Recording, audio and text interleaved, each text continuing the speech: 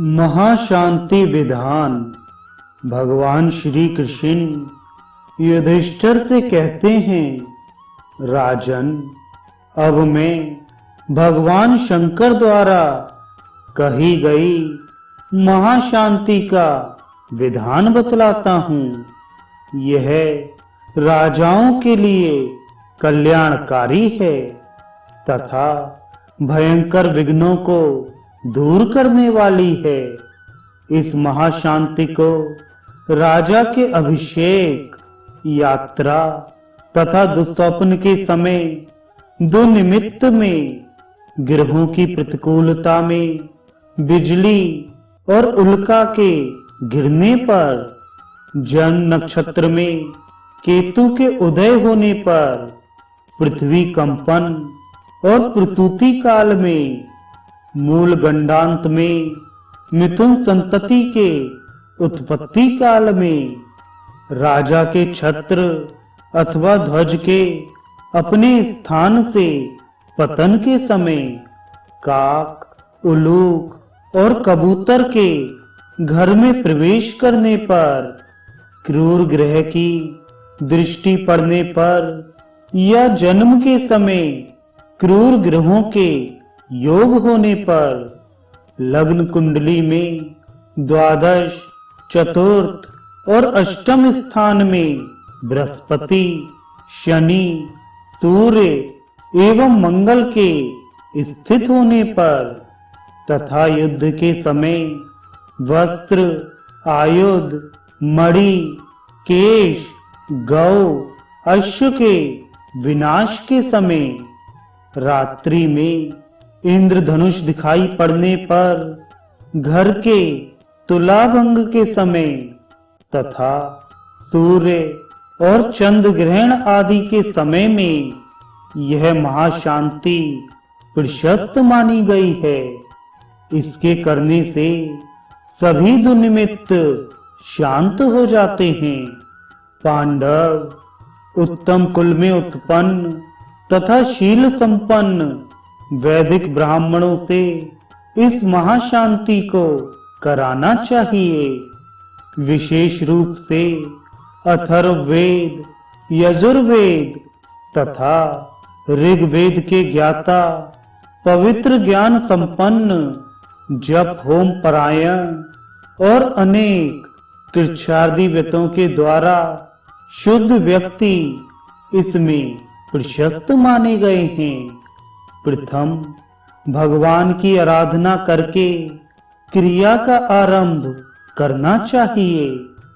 10 या 12 हाथ का एक सुंदर मंडप बनाकर उसके मध्य में 4 हाथ की वेदी बनाए और आग्नेय दिशा में 1 हाथ प्रमाण वाला एक सुंदर कुंड बनवाए और वह कुंड 3 मेखलाओं से युक्त तथा योनि से विभूषित होना चाहिए।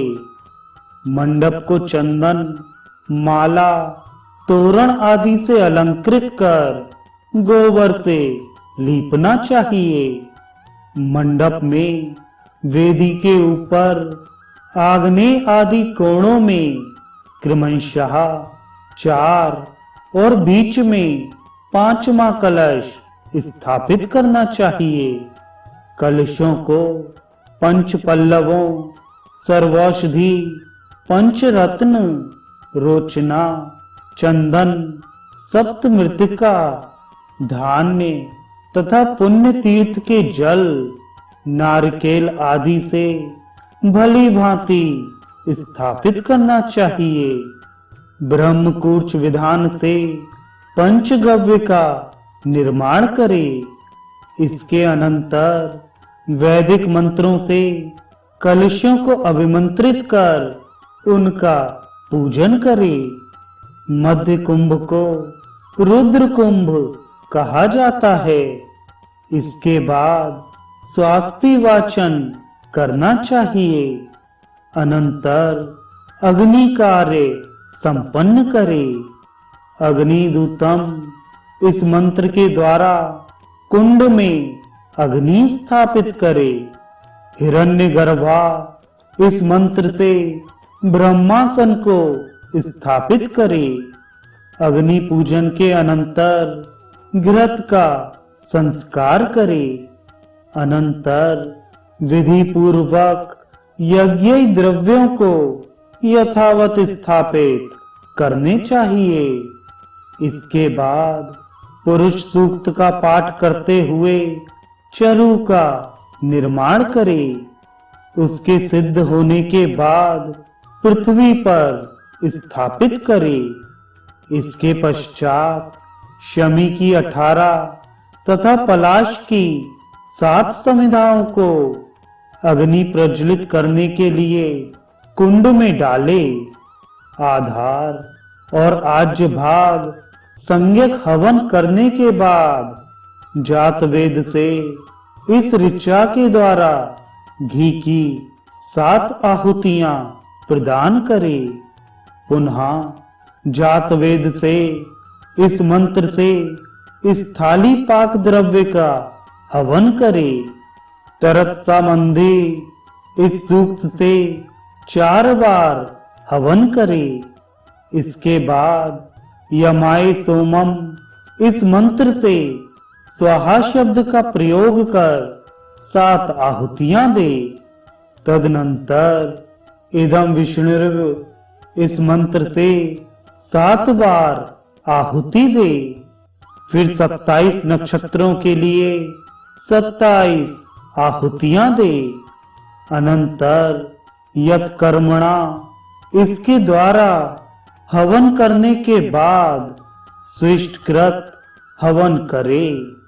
तदनंतर घृत सहित तिल से गृह होम करे।